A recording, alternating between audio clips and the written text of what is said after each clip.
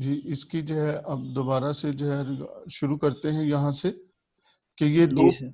जी vector line की जो है जो 2 पॉइंट्स दिए गए थे और इससे मुख्तलिफ वैल्यूज मालूम करनी है। तो इसमें जो है जो मालूम करना है। सर स्क्रीन शेयर नहीं हो रही अब आपकी। जी स्क्रीन नहीं शेयर, मैं दोबारा से देखता हूँ।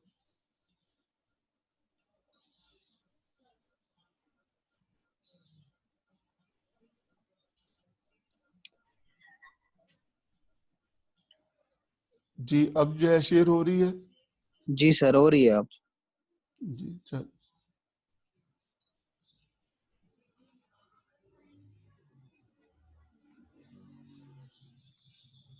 जी अब जो है ये दोबारा से जो है देखिए सब जो है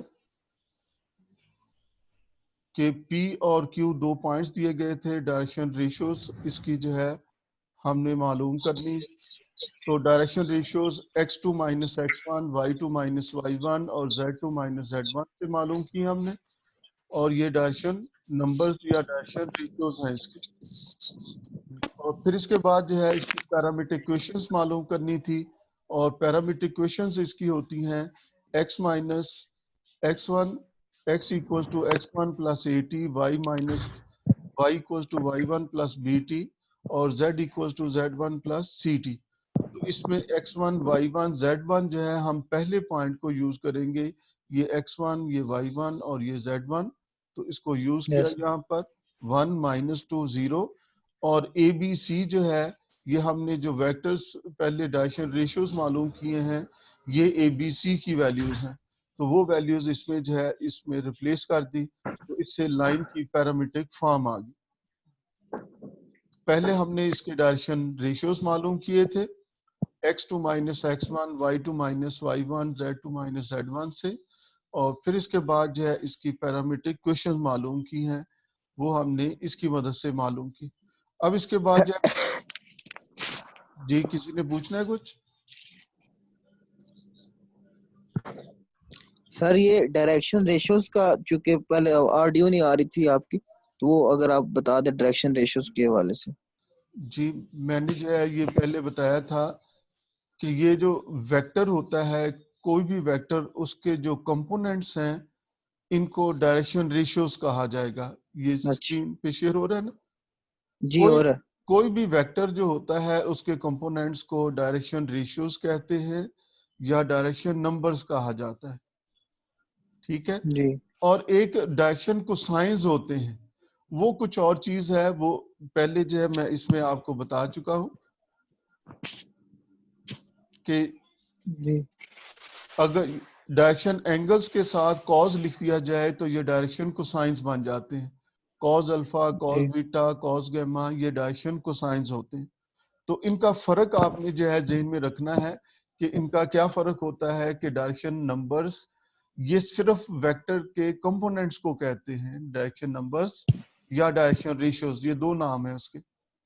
जबकि जी। डायरेक्शन कोसाइंस जो है cause alpha, cos beta, cause gamma को कहा जाता है। ठीक जी। है जी। जी तो सर।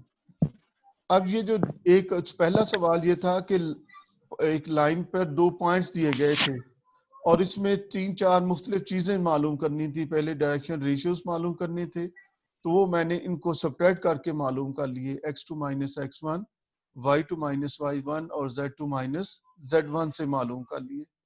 फिर इसके बाद इसकी पैरामीट्रिक इक्वेशंस मालूम करनी थी लाइन की जो है, और वो ये होती हैं x equals to x1 plus at, y equals to y1 plus bt और z equals to z1 plus ct।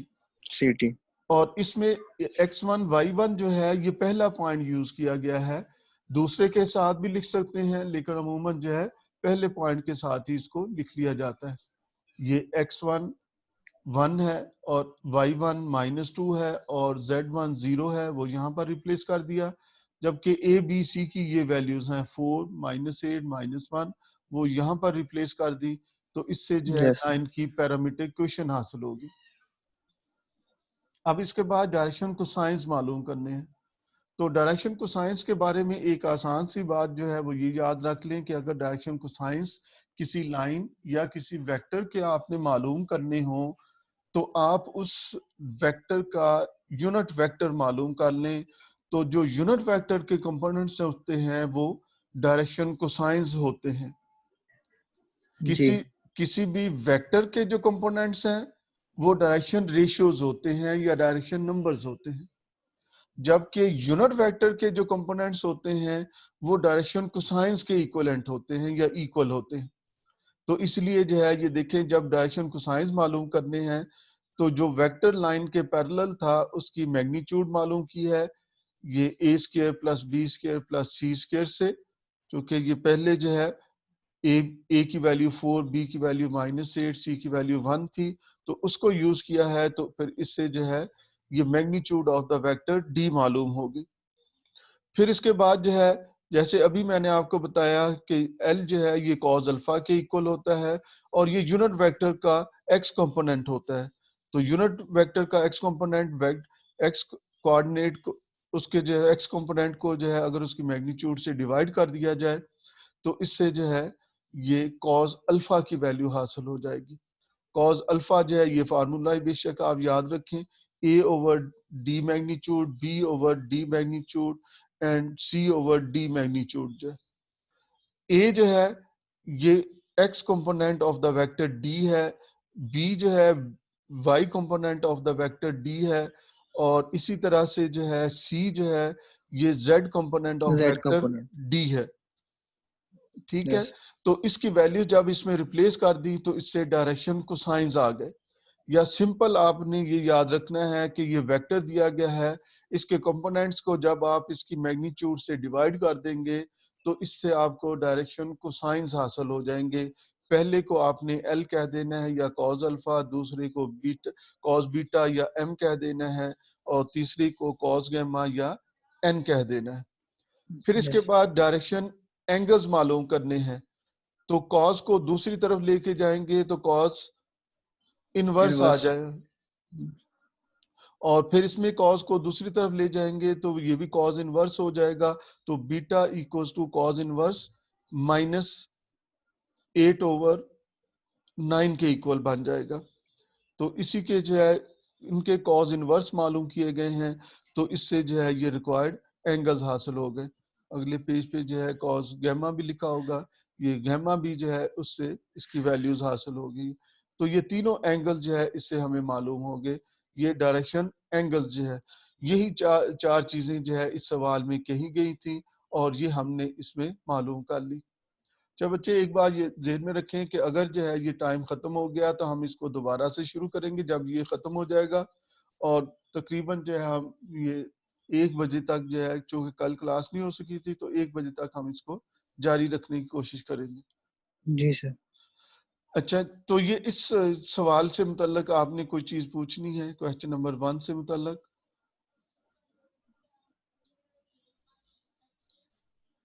No sir. जी नो सर। चलिए ठीक है, अब इसके बाद हम शुरू करते हैं। ये पहले 4 सवाल यही हैं, इसी तरह के हैं कि लाइन के ऊपर 2 पॉइंट्स दिए गए हैं और ये 4 मुख्तलिफ चीजें मालूम करनी है, तो वो इसी तरीके से मालूम करनी है। अब इसके बाद हम आते हैं क्वेश्चन नंबर 5 पे। जो है आप एक्सरसाइज से सवाल पढ़ें, तो सवाल ये है, find the direction cosines of the coordinate axis.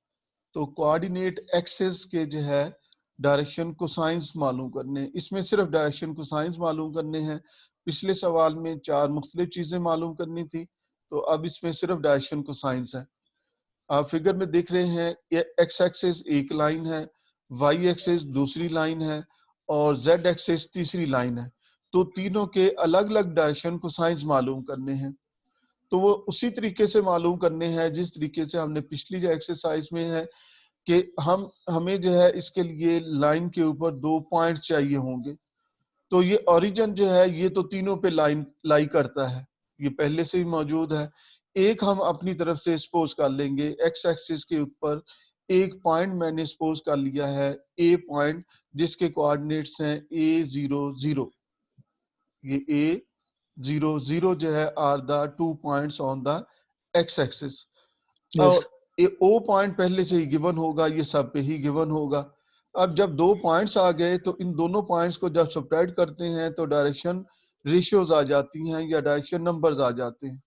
यानी कि x2 minus x1, y2 minus y1, -y z2 minus z1 से जो है ये इसके डायरेक्शन रेशियोज आ गए। तो इस x एक्सिस के डायरेक्शन रेशियोज a0 0 आ गए। और इसके जब हमने जो है डायरेक्शन कोसाइंस मालूम करने हो तो इनके ही कंपोनेंट्स को हमने जो है इसकी मैग्नीट्यूड से डिवाइड कर टूट से देना है। a divided by A square plus B square plus C square. जबकि इसमें b की वैल्यू भी 0 है, c की वैल्यू भी 0 है। वो वैल्यू जब इसमें रिप्लेस की है तो ये a divided by a equals to 1 आ गया। तो x एक्सिस का जो है डायरेक्शन कोसाइन फिर इस लिहाज से 1 के इक्वल आया।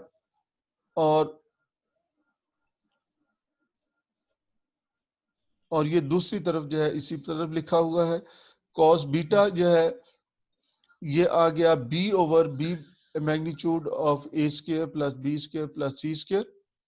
तो b की वैल्यू 0 है और divided by a equals to 0 और cos गैमा जो है ये भी 0 के इक्वल आ गया। तो इससे जो है हमें डायरेक्शन कोसाइंस हासिल हो गए। तो direction cosines of x axis are 1 0 0। और फिर इसी तरह से जो है direction cosines of y axis and direction cosines of z axis मालूम किए जा सकते हैं। अगर हमने y एक्सिस के डायरेक्शन कोसाइंस मालूम करने हैं तो इसके लिए हमें जो है y एक्सिस के ऊपर एक पॉइंट जो है कंसीडर करना होगा। तो y एक्सिस के ऊपर हमने जो है एक पॉइंट 0b0 जो है कंसीडर किया और इसी पर पैटर्न से जो है हम इसके डायरेक्शन कोसाइंस मालूम करेंगे। तो वो जो 0 1 0 के इक्वल आएंगे। 0 1 0 जो है 0 y एक्सिस के डायरेक्शन कोसाइंस बनेंगे। और अगर z एक्सिस के जो है डायरेक्शन कोसाइंस मालूम करने चाहें तो इसके ऊपर हमें एक पॉइंट c कंसीडर करना होगा जिसके कोऑर्डिनेट्स होंगे 0 0 c जो है इसके कोऑर्डिनेट्स होंगे। और इसको जो है हम जब यूज करके यही पैटर्न यूज करेंगे तो इससे डायरेक्शन कोसाइन जो है 0 0 1 के इक्वल आ जाएंगे। तो इस तरह से जो है हम इसके जो है डायरेक्शन कोसाइन जो है मालूम कर सकते हैं x एक्सिस, y एक्सिस और z एक्सिस के। अगर किसी ने जो है इससे मुतल्लिक कोई सवाल पूछना हो तो पूछ ले सवाल जो है। मैं इसमें जो है कोई इससे मुतल्लिक आपको बता दूं। सर ये डायरेक्शन रेशियो जो होता है ये दोबारा बता दीजिए किस तरह होता है। जी बच्चे जी x1 minus x direction ratio जी डायरेक्शन रेशियो क्या पूछना चाहते हैं इसमें? ये बता दीजिए किस तरह फाइंड होता है। ये अगर पॉइंट्स दिए x1 गए हैं माइनस तो x ये तो simple x2 minus x1 y2 minus y1। चूंकि ठीक है हम sir. o a point use कर रहे हैं, ये o है ये a है। a माइनस 0 0 माइनस 0 ठीक 0 माइनस 0 से जो है ये मालूम कर लिए। ठीक है सर। ठीक ठीक है ठीक है। चल। अब मेरे ख्याल में इसका टाइम भी जो है खत्म होने वाला है। अभी हम इसको जो है सर इसी पे जी जी अभी सर ये डायरेक्शन रेशियो है। एक मिनट बच्चे ठहरो। अभी जी जो है जी हम जी जी इसको जैसे टाइम खत्म हो जाएगा तो मैं 5 मिनट के बाद जो है ना फिर इसको दोबारा से जो है ज्वाइन करूंगा। फिर हम दोबारा से इससे आगे जो है पढ़ेंगे। जी अभी आप पूछो सवाल। जी सर। सर ये डायरेक्शन रेशियो है, ये हम जो फिजिक्स में हम पढ़ते हैं वेक्टर जो हमें दिया जाता है, ये हाँ जी वेक्टर ही है वो उसमें। हाँ जी वही वेक्टर या लाइन जो है एक ही बात है। सही अगर होगा। अगर मैं आपको जो है ये दिखा दूं, मैंने आपको शुरू में जो है एक लाइन की इक्वेशन वेक्टर इक्वेशन ये बताई थी। A P equals to T D जो है ये वेक्टर इक्वेशन है। और डी क्या चीज है? D is a vector parallel to the line. Yes ठीक है। तो फिर ये इस लिहाज से ये वेक्टर के या लाइन के जो है होते तो वेक्टर के ही हैं, लेकिन वेक्टर चूंकि लाइन के पैरेलल होता है तो इसलिए लाइन के भी ये डायरेक्शन रेशियोज कहेंगे इसको। ठीक। मैं फिर दोबारा से बताता हूं कि वेक्टर के जो कंपोनेंट्स होते हैं ये डायरेक्शन रेशियोज या डायरेक्शन कोसाइंस कहलाते हैं। और सही। वेक्टर का जो यूनिट वेक्टर मालूम किया जाए उसके कंपोनेंट्स जो हैं ये direction angles sorry direction cosines कहलाएंगे। यूनिट वेक्टर के कंपोनेंट्स डायरेक्शन कोसाइंस कहलाएंगे। तो अभी जो है बच्चे मैं इसको जो है एंड करता हूं इस मीटिंग को जो है। और दोबारा से जो है इसकी क्लास शुरू करेंगे चूंकि इसका टाइम जो है तकरीबन खत्म हो रहा है। तो 5 मिनट के बाद जो है फिर दोबारा से शुरू करते हैं। अल्लाह जी हाफिज। सर।